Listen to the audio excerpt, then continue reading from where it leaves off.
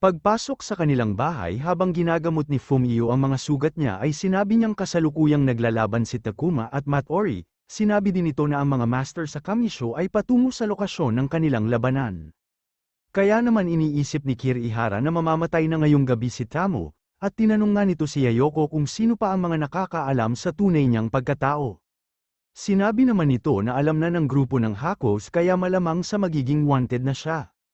Kaya naman iniisip ng ating bida na hindi na siya pwedeng manatili sa lugar na ito. Dahil maging ang pagkatao niya ay nabunyag na din, iniisip nga nito kung magpapatayo din siya ng bahay na may malawak na bakuran pag-uwi niya dahil naiibigan na niya ang kasalukuyang lugar na tinitirahan niya. Dagdag pa niya ay may ipon naman na daw siyang pera kaya oras na din para lumipat sila sa mas magandang bahay. Pinasalamatan nga niya si Fumio sa naging serbisyo nito sa kanya at pinaghanda na para sa kanilang pag-atras. Kaya naman napatanong si Fumio kung ano ang gagawin nila kay Yayoko. Tinanong nga din ni Yayoko kung papatayin ba siya ng ating bida, pero napabuntong hininga lang naman ito. Kaya yumuko si Yayoko sa pag-aakala na papatayin na siya nito. Iniisip nga nito na ang pagpunta niya sa bahay ni Kirihara ay upang kumpirmahin kung ililigtas ba nito ang tulad niyang spy, pero ngayon ay alam na daw niya ang kasagutan sa tanong niyang ito. Nanginginig na nga ito sa takot. Pero nakuha pang tanungin kung pwede niyang makita ang muka ng ating bida bago siya mamatay. Mabilis namang lumapit sa kanya ang ating bida at tinanong ito kung sino ang may sabi na papatayin niya ito. Sinabi pa nga nito na hahanapan niya ng lugar na mapagtataguan si Yayoko at maaari itong umalis kung kailan niya naisin basta magpagaling muna siya.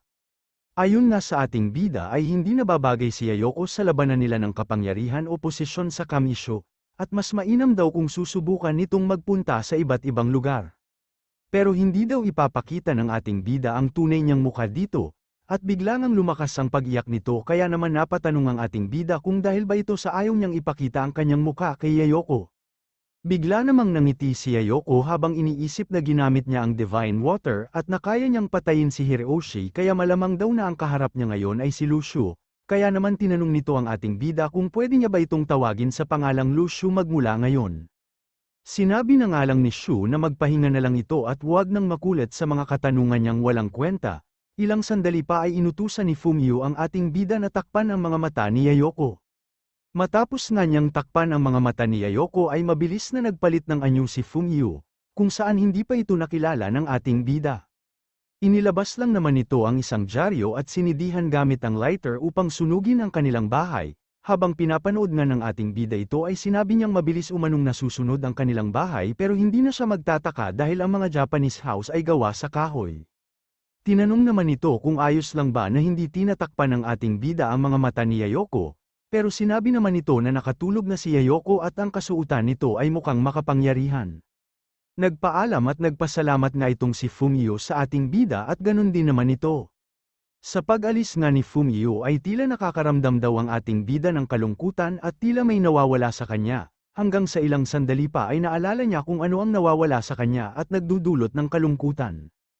Ibinigay nga daw niya ang pera na kinita niya kay Takuma, at ang perang pinagpagudan niya matapos ang buong araw ng pagbibigay ng flyers o ang kinita mula sa kendo sessions nila ay kasama sa nasusunog nilang bahay at nakuha pang ang sisihin si Nieting sa pangyayaring ito.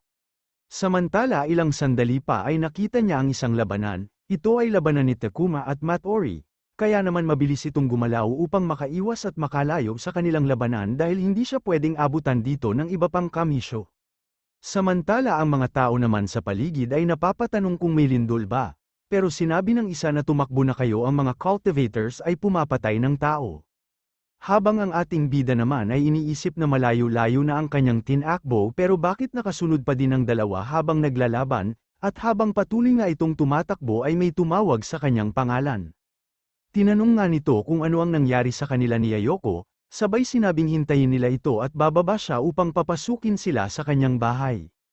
Mabilis nang nawala si Chiba kaya napapatanong ang ating bida, pero muli itong tumakbo habang iniisip na wala ng oras na kailangan pang sayangin, dahil pag natagpuan ng mga Kamisho ang katawan ni Kitamura ay siguradong magiging wanted na silang dalawa ni Yayoko, at hindi niya din pwedeng idamay ang pangkaraniwang tao na si Chiba. Pero hindi pa man ito nakakalayo ay isinisigaw ni Chiba ang pangalan niya kaya naman nagulat ang ating bida, sa kung bakit kailangan nitong isiga ang kanyang pangalan. Mabilis na itong bumalik upang patigilin ito sa pagsigaw at maiwasan na ibaling ang atensyon ng mga kamisyo sa kanila. Sinabi lang naman ni Chiba na ang mga magulang niya ay sa kabilang syudad nagtatrabaho kaya wala siyang kasama sa kanilang bahay at magiging ligtas sila dito habang hawak ang kamay ng ating bida. Ilang sandali pa ay hinawakan na nito maging ang damit niya habang inaaya sa loob ng kanilang bahay. Sinabi nga ng ating bida na hindi sila maaaring pumasok dahil maaari itong madamay. Pero makulit pa din ito at hinihila na nga papasok sa kanila ang ating bida. Ilang sandali pa ay sinabi na nito na pag hindi kayo pumasok ay muli kong isisigaw ang pangalan mo, at biglang kumalabog na nga lang ito. Pinatulog nga niya ito at iniisip na kontrolado naman niya ang puwersang ginamit niya kaya malamang sa madya ay gising din ito maya-maya. Binuhat at kinamada nga nito ang dalawang dalaga upang may dala sa loob si Chiba bago siya umalis. Habang papasok ito sa bahay ni Chiba ay iniisip niyang nawawala na sa katinoan si Chiba dahil sa pag-ibig at dahil sa pagnanais niyang tulungan ang ating bida ay nilalagay niya sa peligro ang buhay niya at ng kanyang pamilya. Pagbaba nga niya sa dalawa ay naisip pa nitong ayaw niya sa mga tao sa kamisyo, pero hindi naman daw kaya ng konsensya niya na idamay ang mga pangkaraniwang tao, pero dahil sa hindi pa ito nakakatanggap ng panibagong order mula kila Niting ay hindi niya alam kung saan siya dapat magtungo. Hanggang sa ilang sandali pa ay may humila sa kanya, kaya naman napatanong ito sa kung ano ang nangyayari, dahil gising si Chiba na dapat umano ay kasalukuyang tulog mula sa ginawa niya. Napatanong nga ang ating bida sa kung paano ito nangyari, sinabi naman nito na mukhang na-awaken siya mula sa paghampas ng ating bida sa kanyang likuran, na ayaw naman paniwalaan ng ating bida at sinabi pa nitong wag mo akong lokohin panong ma-awaken ang isang tao nang mas mabilis pa kesa sa akin. Mabilis naman itong tumayo upang isarado ang kanilang pintuan habang sinasabing wag mo na ulit akong subukang patulugin. May attack sa bahay naming ito na hindi alam ng ibang tao. Iniisip naman ng ating bida na na-awaken ito dahil sa alam niyang nasa panganib si Kirihara at nais niyang tulungan. Ilang sandali pa ay nagulat ito nang marinig ang sumisigaw mula sa kamisyo. Nakita na nga nila ang katawan ni Kitamura at siguradong hahanapin na nila ang mga kadudadadang tao sa paligid. Kaya naman mabilis na lang itong sumunod kay Chiba, na ibinaba naman ang sekretong hagdan patungo sa atek. Sinabi nga nito ay tago ang hagdan na ito kaya hindi basta-basta mapapansin ng sinuman na may lagusan dito patungo sa aming atek. Ilang sandali pa ay kinakaldabog nga ng mga kamisyo ang pintuan nila at Chiba upang magsegowa ng inspeksyon, kaya naman sinabihan niya ang ating bida na bilisan nila sa pagtatago dahil kailangan niyang pagbuksan ng pintuan agad ang mga kamisyo. Ilang sandali pa ang nakalipas habang nasa atek nga sila ay sinisilip nito ang mga kamisyo mula sa isang butas. Ang mga kamisyo nga na ito na nagtatanong kung may napansin bang kakaibang tao si Chiba o nagtungo sa kanilang bahay upang magtago. Sinabi lang naman niya na nagising lang siya mula sa ingay ng labanan, pero wala naman siyang nakitang kadudadadang mga tao. Inutusan pa din naman ng lalaking ito na tignan ang bawat kwarto o maaari nitong pagtaguan sa bahay nila Chiba. Kaya naman habang nakasilip ang ating bida ay iniisip nitong makapangyarihan ng kamisyo sa lugar na ito dahil nakakapag-search sila sa mga bahay-bahay ng mga tao kahit walang hawak na dokumento mula sa kinauukulan. Samantala ang lalaking ito naman na nakatayo lang ay napansin ng ating bida na nakasilip sa butas. Habang patuloy nga itong nakatingin sa butas na ito ay kinakabahan na ang ating bida at si Chiba dahil bistado na sila. Masama nga ang tingin niya dito kung saan nakasilip ang ating bida, hanggang sa lumapit ang isa pa niyang kasama at sinabing natapos na nilang tignan ang lahat ng kwarto pero wala umanong kakaiba o kadudadadang bagay silang nakita. Habang iniisip nga nito na masyadong halata ang pagsilip ng ating bida at taguan nito ay sinabi niya sa kanyang mga kasamahan na magtungo na sila sa susunod na bahay, kaya naman napabuntong hininga ang ating bida at sinabi na lang na buti na lang dumating ang lalaking ito, at mukhang ang spy ito mula sa Dragnet dahil hindi niya binisto ang ating bida. Mabilis ngang nagtungo ang mga ito sa iba pang lugar, kaya naman sinabi ni Chiba na mukhang ligtas na sila dahil umalis na nga ang mga ito. Habang binababa nga nito si Yayoko sa isang bed ay tinanong ni Chiba kung sila ba ang hinahanap ng kamisyo, at sinabi nga ng ating bida na napatay niya ang isa sa senior member ng kamisyo kaya sila pinaghahanap ng mga ito habang si Yayoko naman ay nasugatan mula sa isa pang senior member ng kamisyo. Bahagya nga itong natahimik hanggang sa ilang sandali pa ay tinanong niya kung parehas silang cultivator ni Yayoko, na agad namang pinatotohanan ng ating bida sabay tinanong kung ano ang abilidad na na-awaken ni Chiba. Habang inilalabas nga nito ang apoy sa kanyang mga kamay ay sinabi niyang, pakiramdam umano niya ay nahulog siya sa pool ng lava nang mawalan siya ng malay pero nang magising siya ay naramdaman na lang niya na awaken na siya. Habang nakatingin nga dito si Shu ay sinabi niyang fire ability ito, at sinabi kay Chiba na kailangan nito ng panahon upang masanay ang katawan niya dito at huwag nitong abusuhin ang paggamit sa kanyang abilidad. Sinabi din niya na aalis din sila sa lalong madaling panahon at huwag na huwag niyang sasabihin sa iba na tinulungan niya sila. Sinabi naman ni Chiba na hindi pa sila makakaalis sa ngayon dahil kasalukuyang mahigpit ang pagbabantay ng mga kamisyo sa bawat bahay at naka-lockdown ang buong lugar nila. Habang nakasilip nga ito sa bintana ay inisihip niyang masyado ang galit ng kamisyo sa nangyari ngayong gabi. Pero bigla naman itong natawa nang maisip na ang papasok na negative point sa kanya ay malamang sa sasapat na upang pag-ailawin ang pang-anim niyang bituin, kaya naman napapaisip lang si Chiba sa kung ano ang tinatawanan ng ating bida. Ilang sandali pa ay tumunog ang kanyang cellphone at nakatanggap nga ito ng 2 mensahe mula sa Dragnet, kaya naman nagpaalam muna ito at sinabing kailangan niyang magpadala ng mensahe sa kanyang pamilya.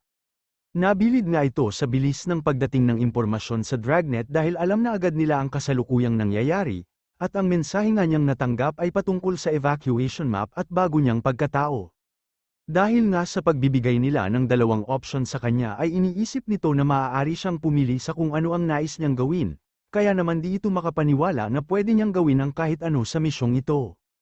Pero pakiramdam daw nito ay puwersahan o pinipilit siya ni Nieting na magkaroon ng meritorious achievement o magdulot ng mas malaki pang kaguluhan sa kamisyo upang magtagumpay siya sa misyong ito. Iniisip nga din nito kung nais ba ni Nieting na mapatunayan niya ang abilidad nito sa lahat at malamang nga daw na tama si Jiang nang sabihin niya sa ating bida na naghahanap o candidate siya upang humawak sa mga international affairs ng Dragnet. Samantala pagbalik naman niya sa kwarto ay iniisip nito kung paano niya sasabihin kay Chiba na ang totoong Kirihara ay nagpakamatay na, habang si Chiba naman ay inaya ang ating bida sa kanilang guest room upang makapagpahinga. Pagpasok nga nila sa guest room habang panay ang tingin ng ating bida sa mga kagamitan dito ay tinanong siya ni Chiba, pakiramdam nga daw nito ay kakaiba ang mga kinikilos nito magmula nang bumalik siya sa kanilang paaralan at parang alam na daw niya ang dahilan. Nagulat nga ang ating bida dito kaya tinanong niya kung anong reason ang sinasabi ni Chiba, sinabi naman nito na dahil isa kang cultivator at sinasabi nga daw ng mga tao sa kanila na ang cultivator at pangkaraniwang tao ay hindi nagmula sa isang mundo. Pero dahil isa na din siyang cultivator ngayon. Ibig sabihin daw ba nito ay mas malapit na sila sa isa't isa kaya naman natahimik at napaisip ang ating bida sa kung anong ibig nitong sabihin, pero bigla naman itong nagpaalam at matutulog na umano dahil nahihiya na ata ito sa kanyang mga pinagsasabi. Dahil nga sa wala pa itong karanasan sa pakikipagrelasyon ay iniisip niyang sana buhay pa si Kirihara, dahil hindi niya alam kung paano o ano ang gagawin niya pag-usapang relasyon na. Bigla namang tumama sa ating bida ang bloke ng negative emotions, masyado nga ang tuwa nito nang biglaan ang pagdating ng negative emotions mula sa kamisyo. Agad-agad nga itong bumili ng prutas mula sa kanyang system at sa pagkain nito ay agad namang nagliwanag ang pang-anim niyang bituin, pero kailangan na daw niya ng 3,200,000 negative emotion upang mapagliwanag niya ang ika-7 bituin. Pero bigla itong nanginig habang nakatingin sa kanyang system, dahil patuloy pa din ang pasok ng negative points sa kanya. Labis nga ang tuwa nito kaya naman agad niyang tinignan kung ano ang bagong identity na binigay sa kanya ng Dragnet, dahil sayang naman umano kung hindi niya makukuha ang negative emotion na pinaghihirapang ipadala ng kamisyo sa kanya kung aalis na siya agad ng Japan. Samantala kinabukasan nga habang naghahanda ng pagkain si Chiba ay tinanong niya kung nakatulog ba ng maayos ang ating bida. Natawa na nga lang ito habang iniisip na hindi ito nakatulog dahil magdamag niyang pinag-aralan ang bago niyang identity na pinadala ng Dragnet. Nang maibigay nga niya ang pagkain ng ating bida ay sinabi nitong tinignan niya si Yayoko kanina pero hindi pa din daw ito nagigising, sinabi lang naman ito na pabayaan mo lang siya dahil ang mga cultivator ay kayang paghilumi ng sugat o pinsala sa kanilang katawan. Tinanong naman ni Chiba kung ano na ang rank nito, habang iniisip naman niya kung dapat ba niyang sabihin ang totoo. Pero mas mainam daw kung ay dadaan na lang niya sa biro ang pagsagot dito at sinabi nga niya na isa siyang SSS rank.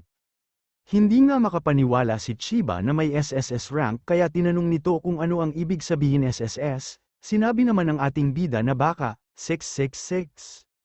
Natulala nga ito sa naging sagot sa kanya ng ating bida kaya nagbigay ito ng negative points, hanggang sa ilang sandali pa ay sinabi niya na, may mga kilala siya na nagmula sa Cathay at sinasabi nila ang salitang 666 pag sila ay namamangha sa isang bagay at ang ibig sabihin daw ba nito ay nagmula ito sa Cathay.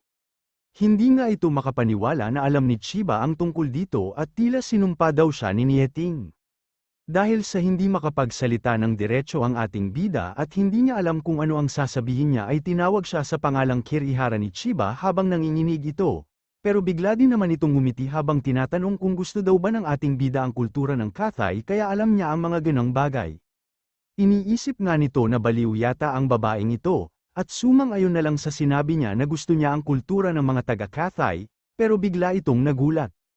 Tumulo nga ang mga luha nito habang sinasabi na pinipilit niyang kumbinsihin ang kanyang sarili, pero magmula umano nang bumalik ito sa kanilang paaralan ay na-realize na nito na hindi siya ang tunay na Kirihara, kaya iniisip naman ng ating bida na hindi niya ito may tatago kay Chiba dahil lubos siyang kilala ng babaeng ito na umiibig sa tunay na Kirihara. Ang Kirihara nga daw na kilala niya ay hindi kayang patayin kahit mga langgam, at hindi na din pumapasok sa pay class nila magmula nang itulak siya ng isa sa kanilang kaklase, at magbago man umano ang kanyang ugali at personalidad pero hindi magbabago ng lubusan ang kanyang pagkatao. Natahimik na nga lang ito at hindi na nakasagot sa mga sinabi pa ni Chiba, na tinatanong naman ang katotohanan sa kung paano namatay ang tunay na Kirihara. Sinabi na nga ng ating bida na tama ang lahat ng sinabi ni Chiba at tungkol naman kay Kirihara ay nagpakamatay ito, inaasahan naman na daw ito nang patuloy pa ding umiiyak na si Chiba. Habang patuloy ngang nag-evaporate ang kanyang mga luha ay pinasalamatan ng ating bida dahil sinabi nito ang totoo, matagal naman na daw niyang nararamdaman na gagawin ng tunay na Kirihara ang pagpapakamatay dahil sa bigat ng kanyang pinapasan magmula nang mamatay ang kanyang mga magulang. Nakiusap na nga lang ito kung maaari ba siyang yakapin nito sa ngalan ng tunay na Kirihara, at mabilis nga itong yamakap ng mahigpit sa ating bida na hindi pa din naman alam kung paano ang gagawin. Matapos nito ay nagpaalam na si Chiba na magtutungo muna sa kanyang kwarto, habang ang ating bida ay iniisip na hindi pa siya pumayag na yakapin siya nito pero niyakap na siya agad. Bigla naman itong nagulat nang marinig ang ingay mula sa kwarto kung saan natutulog si Yayoko. Mabilis nga itong nagtungo sa kwarto ni Yayoko, pero nakita na lang niya na nakabukas ang bintana dito. Napapatanong nga ito kung nasaan na si Yayoko at kung siya ba ang gumawa ng ingay sa kanyang pag-alis at hindi ang kanilang mga kalaban. Ilang sandali pa ay nakita niya ang isang sulat sa lamesa.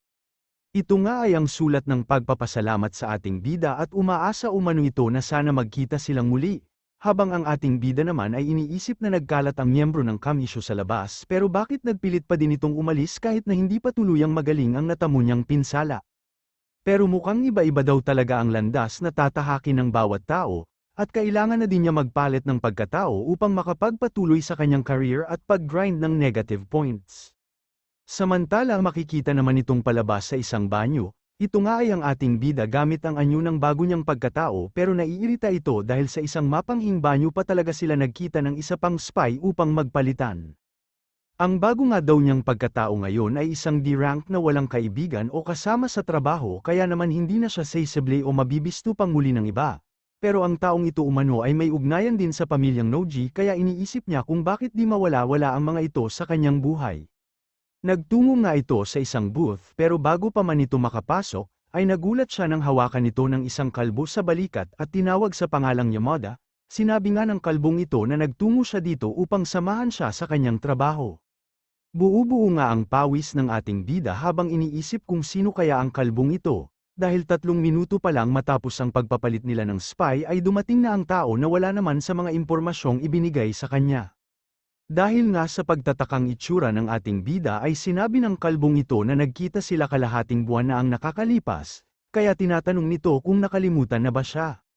Sinabi lang naman ng ating bida na syempre naalala kita, pero ba't nandito ka para samahan ako habang iniisip na malamang sa miyembro ito ng kamisyon na nakilala ni Yamada dati. Inakbayan nga nito ang ating bida sabay sabing na demote ito sa kanyang trabaho. Kaya magmula sa araw na ito ay dito na din siya magtrabaho upang makatulungan niya sa pag-manage ng warehouse.